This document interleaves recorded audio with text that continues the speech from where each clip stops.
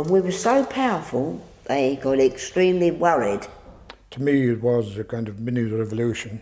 So he said, when are you going to pay it? I said, when I can. I said, I can't afford another 10 shillings a week. There was the hatred of the means test scheme, which infuriated people. When you've got people like Don Cook, who was the most brilliant orator, I thought. I was scared. I mean, I really was scared the whole way through. Throughout its existence, the borough of St Pancras had a strong reputation of being committed to municipal socialism. When in 1956 a new Labour council was elected, its leader John Lawrence stressed this commitment would continue, and the first thing he said was that they would not be increasing the rents for council tenants. Now, on May the 1st, 1958, John Lawrence, who was featured very prominently in all this fight, he was the Labour leader of the council. It was a Labour council, and he and various friends and supporters flew the red flag over the town hall. St Pancras Town Hall, London, and in goes Mr Lawrence, socialist leader of the council, as expected early on May the 1st. He hoists the red flag. Without the hammer and sickle, he's reported as saying, it's not the communist flag. There was quite a political backlash against the flying of the red flag because it was seen as being tying up with the Soviet Union. What Johnny Lawrence did do, and somebody else, they put the red flag over the town hall. Yeah, that's Well, when you've got a propaganda machine, like the right-wing Labour group, because you had two of them, and the Tories, were a load of dirty communists, which was a load of old crap. Presently, Mr Lawrence addresses a meeting. This is May Day. Here, here. This is the day of the labour and trade union movement throughout the entire world. But another meeting held by the union movement had started first, and the police don't allow two crowds in the same place. Today. Mr Lawrence was asked to stop. Do you think I should stop? No! I'm not stopping. I'm not stopping. Aye, aye, that's your lot.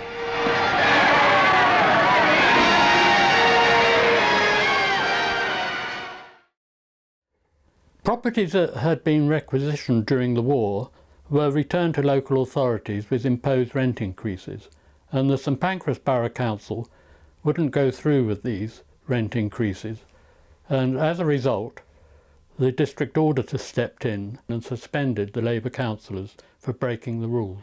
The suspended councillors were surcharged, and the Labour Party nationally expelled John Lawrence and 13 of the councillors for the actions they had taken. In 1959 this resulted in a Conservative council being elected, and this had implications which eventually resulted in the rent strike of 1960.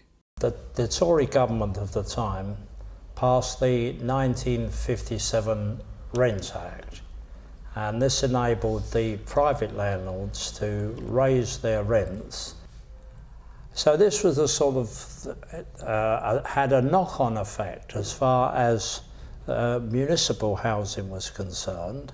There was the accusation that the council tenants were having a field day, getting away with murder. And so the council, a Tory council, was elected, and the leader of the Tory group was a man called Paul Pryor.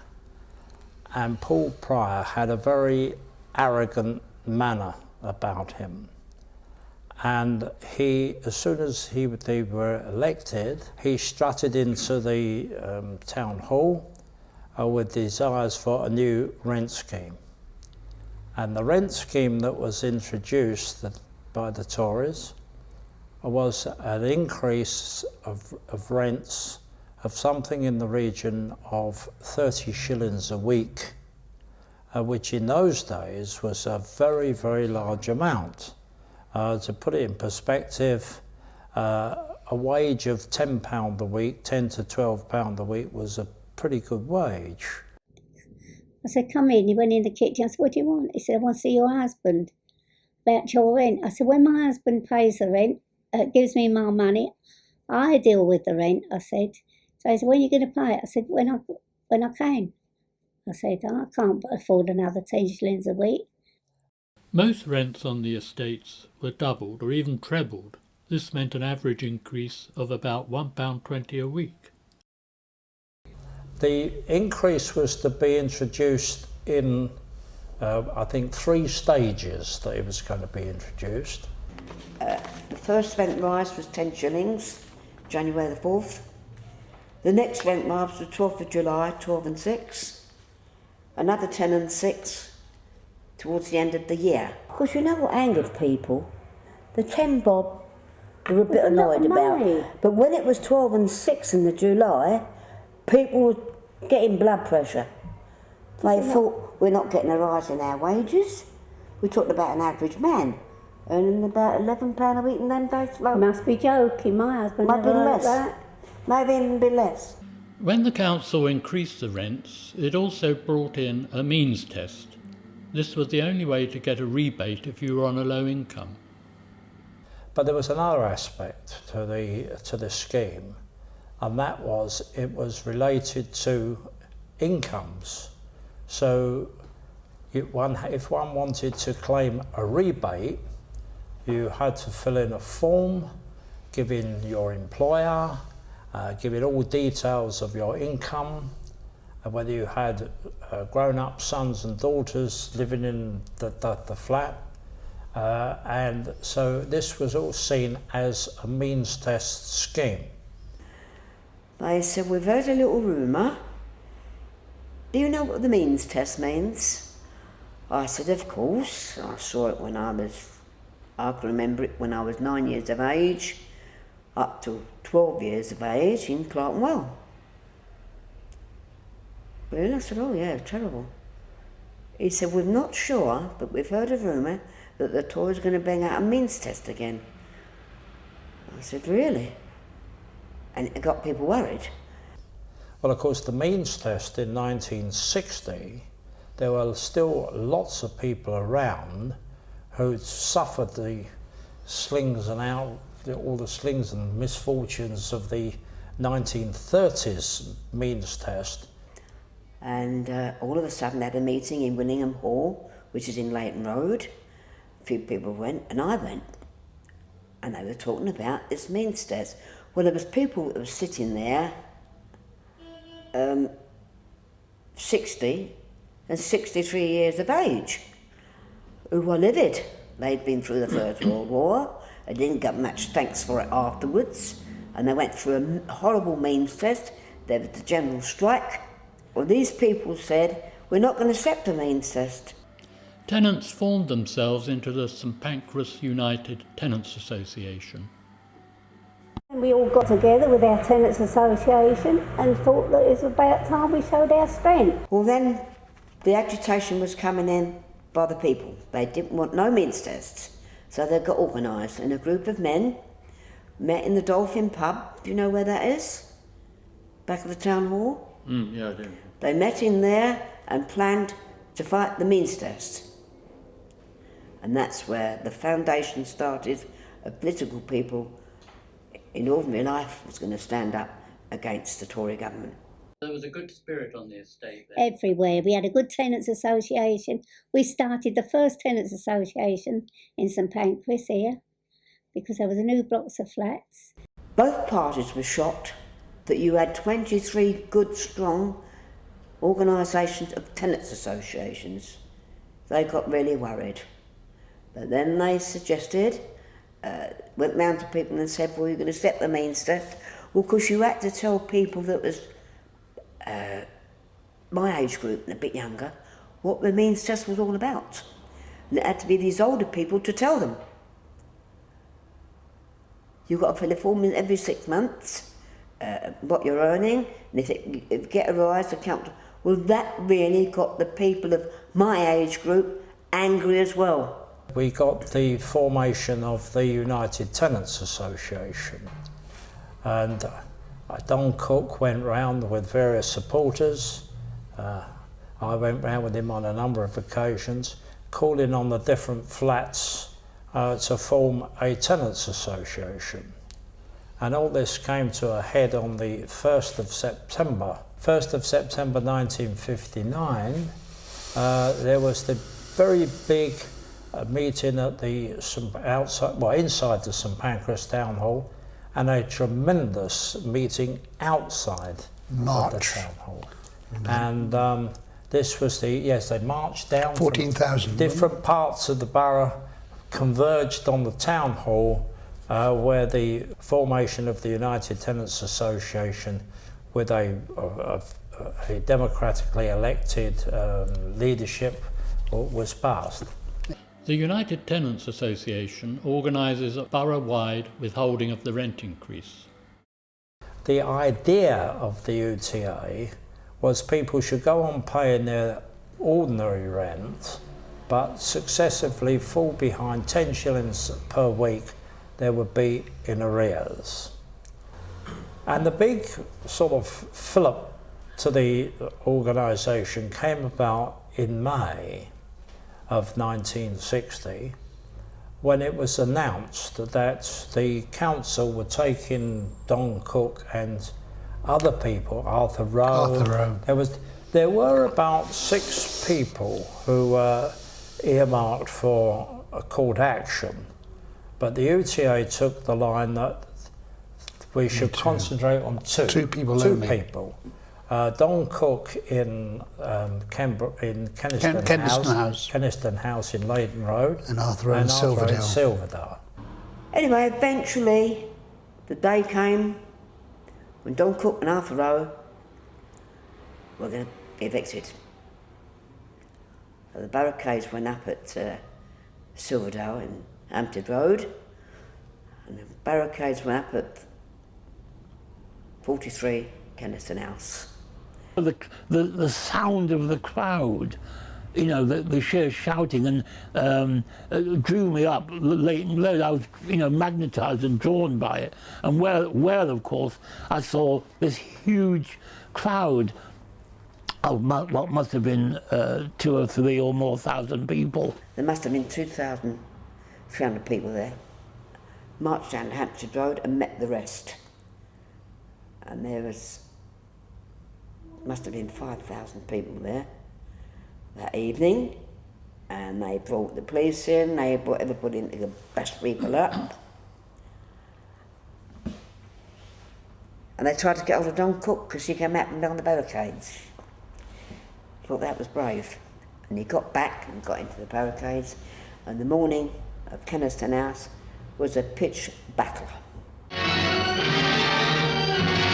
For Donald Cook, it was 0 hour. No use his sympathisers crying, no evictions. The communist ex-paratrooper could effectively barricade his flat no longer. Evicted he was. So too, from his Silverdale House flat was the other rent rebel, communist Arthur Rowe. Any hope that the evictions would proceed peacefully was dashed from the start. I was one of the people notified quite early in the morning. I arrived at Silverdale around about 7:30 in the morning. And there was a small crowd then, but as the day went on, it became larger. And some people were enjoying themselves and chatting away, but we recognised generally that it was going to be nasty, because there was a lot of policemen about. I can still see it almost, the march of the building workers who were coming up from the South Bank. And there they were. From what I remember, there would have been 200 or 300 of them. And they were walking, they'd taken over Hampstead Road, and they were walking or marching up Camden Road, Hampstead Road. And I remember being quite sort of moved by that, obviously, in many ways, and they went on their way, and I think I followed them.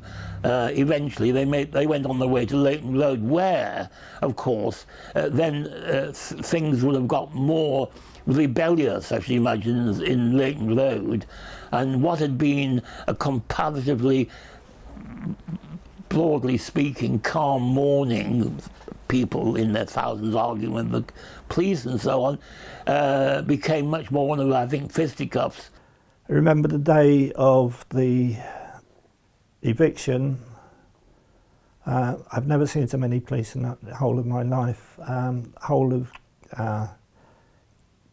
Leighton Road was cordoned off by the police.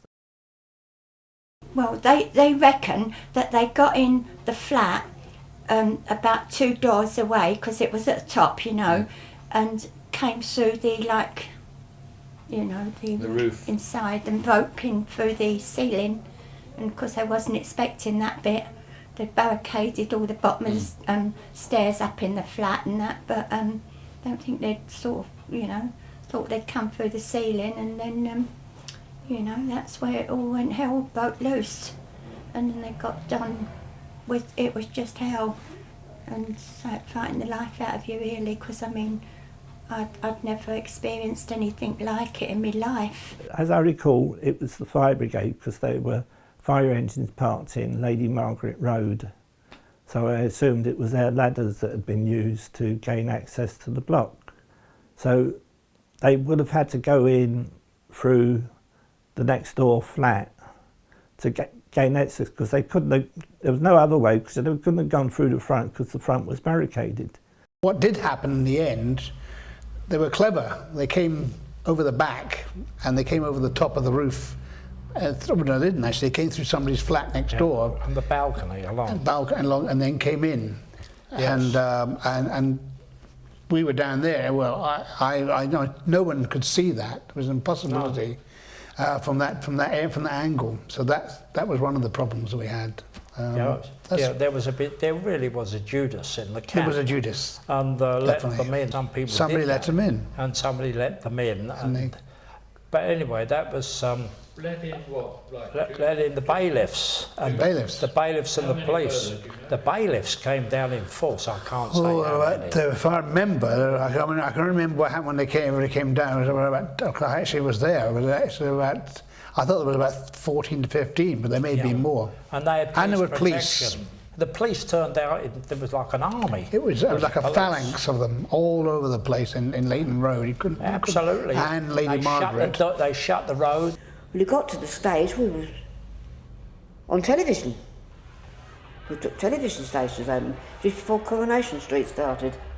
Do you remember that? Well, he got to the stage,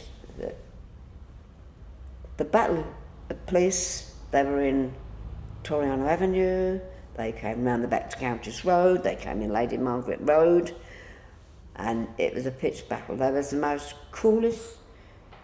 Of course, they are a part of the capitalist system. That's their job, you see. But when they were bashing women with milk crates from the dairy and bashing them on women's heads, there was a pitched battle. Me, been a war widow, and Mr. Roberts, I can't think of his first name, he was the next merchant seaman. He'd got medal for bravery. We both went out, we had all the newspapers there, Daily Mirror, a lot of them. I've got a newspaper cutting somewhere, and we flung the medals in the square. And Mr. Roberts, he said, well, that's the thanks that those people have got and we got for fighting for our country, because nobody won't listen to what we really need. I'm disgusted. But they smashed the door in, and they took Arthur out. And immediately the views went round to everyone that there was going to be a protest that evening. Now without a home, Rowe carried on his campaign from outside against the policy of rents based on tenants' ability to pay. At Kennistown House, scene of Don Cook's eviction, the situation was now ugly. Things were obviously heading for a riot. Cook, like Rowe, was hero of the hour. He and his supporters were watching how the police, now they're in strength, would cope with it all.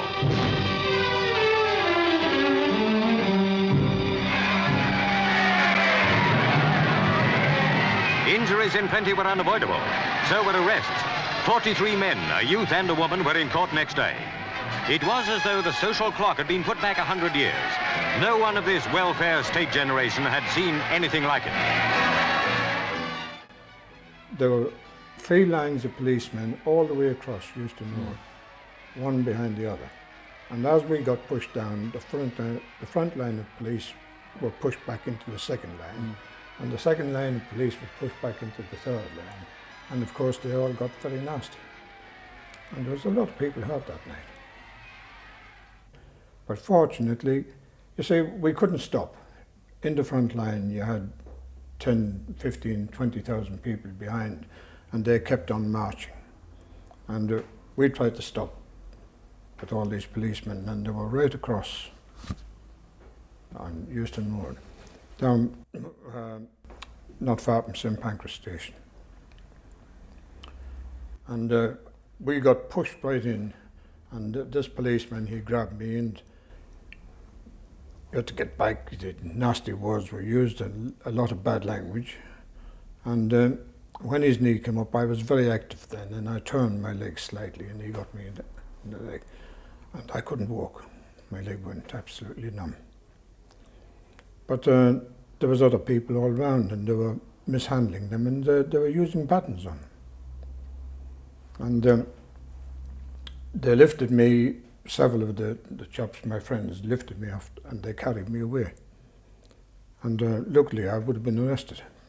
Down into Euston Road poured this mass of people, thousands. And they came up that road. I've never seen a sight in all my life. I've got a The photograph police of up that one somewhere. end, in the door, in the what's names, and then men come up that turn in Leighton Road, sticks and what have you, and there was a fight. It was my husband trying to get the coppers straight. I'm down at the back, but that was a day. That was the day they put Don out. It went on all day. At night, matters grew worse. This was not a spontaneous outbreak. As eviction day neared, trouble of some sort was foreseen, and possibilities foreseen can generally be avoided. Demonstrators afterwards charged the police with being unnecessarily violent. Disinterested observers praised them for using all possible restraint. There has been nothing in London on this scale since the hunger march of nearly 30 years ago.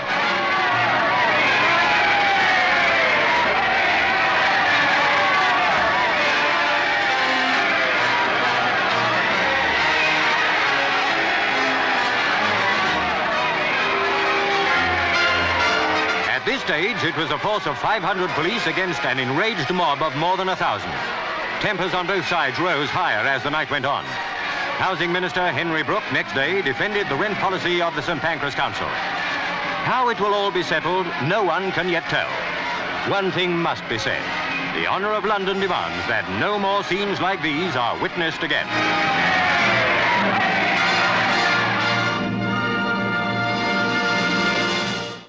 To me, it was a kind of mini revolution. I had never been involved to that extent before, but most of the people on it were very, very sincere in what they attempted to do, but unfortunately they didn't get any backing from the elected politicians. The Cook family were evicted and only rehoused 3 years later. Their daughter was only 4 at the time. But I know that it wasn't easy for my mum. It can't have been. No. It was incredibly brave for them to do it, knowing that we weren't going to have a home. And obviously, things we've heard after, and they chucked all the furniture over the balcony, didn't they? In 1962, Labour was returned to power in the council.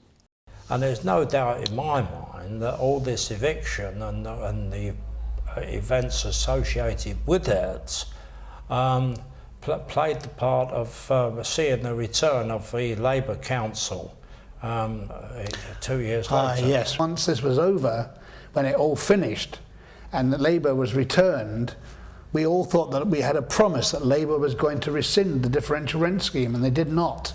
They could have rescinded the rent increase, but they didn't. They just kept it. I find that strange. If the Labour Party had taken the thing seriously, they would have substantially financed all the tenants' movements and organisations throughout the country. The Labour Party in St Pancras was by no means united behind the tenants. In 1962, we're getting some very funny words from the Labour Party. All right, they got back in, but it was afterwards, and people never, ever forgave them. I think people learnt a lot, but we didn't get a victory, unfortunately. As true a story I'll relate. Hey-ho, Cook and Rowe, how the landlord told on Cook one night. Hey-ho, Cook and Rowe, oh, you must answer questions 9. Hey-ho, Cook and Rowe, to see if your flat is yours or mine. Hey-ho, Cook and Rowe, hey-ho, tell them no, with a barbed wire fence and a piano. Took 1,000 cops to make them go. 3 cheers for Cook and Rowe. Oh, what is higher than a tree? Hey-ho, Cook and Rowe. And what is lower than a flea? Hey-ho, Cook and Rowe. My rent is higher than a tree. Hey-ho, Cook and Rowe. And the landlord's lower than a flea. Hey-ho, Cook and Rowe. Hey-ho, tell them no, with a barbed wire fence and a piano. Took 1,000 cops to make them go. 3 cheers for Cook and Rowe. Oh, what goes on and never stops? Hey-ho, Cook and Rowe. And what is gentler than a cop? Hey-ho, Cook and Rowe. The tenants' fight will never stop. Hey-ho, Cook and Rowe. And the devil is gentler than a cop.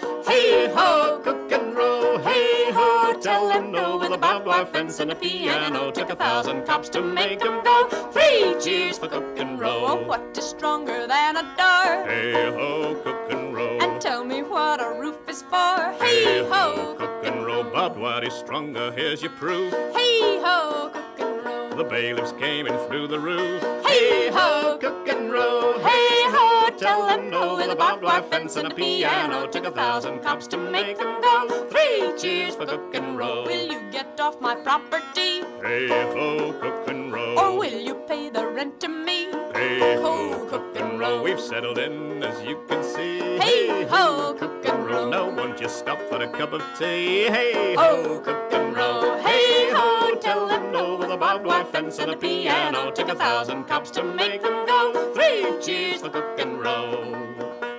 Oh, now I've lost me board and bed. Hey-ho, Cook and Rowe. I'll barricade the streets instead. Hey-ho, Cook and Rowe. So all you tenants settle in. Hey-ho, Cook and Rowe. Keep up the fight, you're bound to win. Hey-ho, Cook and Rowe. Hey-ho, tell them no, with a barbed wire fence and a piano. Took 1,000 cops to make them go. 3 cheers for Cook and Rowe.